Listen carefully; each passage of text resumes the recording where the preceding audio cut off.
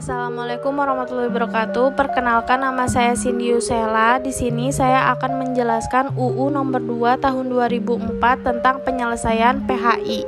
Penjelasan perselisihan PHI. Perselisihan hubungan industrial adalah perbedaan pendapat yang mengakibatkan pertentangan antara pengusaha atau gabungan pengusaha dengan pekerja atau serikat buruh. Karena adanya perselisihan mengenai hak, perselisihan kepentingan, perselisihan pemutusan hubungan kerja, dan perselisihan antar serikat pekerja atau serikat buruh dalam satu perusahaan. Penjelasan perselisihan hak. Perselisihan hak adalah perselisihan yang timbul karena tidak dipenuhi haknya akibat adanya perbedaan pelaksanaan atau penafsiran terhadap ketentuan peraturan perundang-undangan, perjanjian kerja, peraturan perusahaan, atau perjanjian kerja bersama.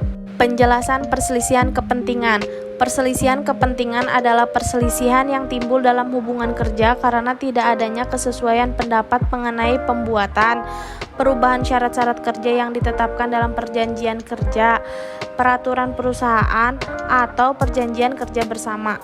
Penjelasan perselisihan pemutusan hubungan kerja.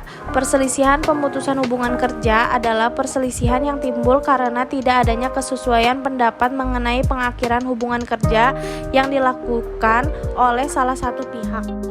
Penjelasan perselisihan antar serikat pekerja. Perselisihan antar serikat pekerja atau serikat buruh adalah perselisihan antara serikat pekerja dengan serikat pekerja lainnya dalam satu perusahaan karena tidak adanya penyesuaian paham mengenai keanggotaan, pelaksanaan hak, dan kewajiban keanggotaan pekerja.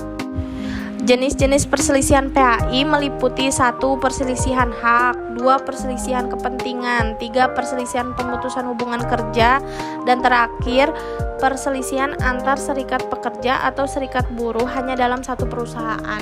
Penyelesaian PHI melalui bipartit dalam pasal 6 menjelaskan setiap perundingan sebagaimana dimaksud dalam pasal 3 harus dibuat risalah yang ditandatangani oleh para pihak. Risalah perundingan sebagaimana dimaksud dalam ayat 1 sekurang-kurangnya memuat 1. Nama lengkap dan alamat para pihak, 2. Tanggal dan tempat perundingan, 3. Pokok masalah atau alasan penyelisihan, 4. Pendapat para pihak, 5. Kesimpulan atau hasil perundingan, dan yang terakhir nomor 6. Tanggal serta tanda tangan para pihak yang melakukan perundingan. Penyelesaian yang kedua melalui mediasi dilakukan oleh mediator yang berada di setiap kantor instansi yang bertanggung jawab di bidang ketenagakerjaan kabupaten atau kota dalam waktu selambat-lambatnya 7 hari kerja setelah menerima pelimpahan penyelesaian mediator harus sudah mengadakan penelitian tentang duduknya perkara dan segera mengadakan sidang mediasi. Penyelesaian yang ketiga melalui arbitrase.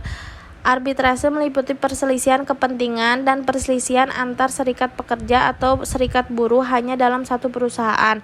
Arbiter yang berwenang menyelesaikan perselisihan hubungan industrial harus arbiter yang telah ditetapkan oleh menteri. Pengadilan penyelesaian hubungan industrial. Pengadilan hubungan industrial merupakan pengadilan khusus yang berada pada lingkungan peradilan umum.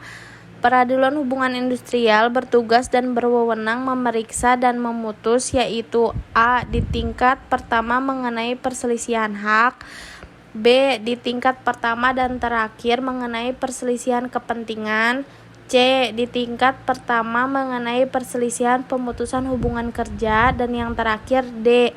Di tingkat pertama dan terakhir mengenai perselisihan antar serikat pekerja atau buruh dalam satu perusahaan.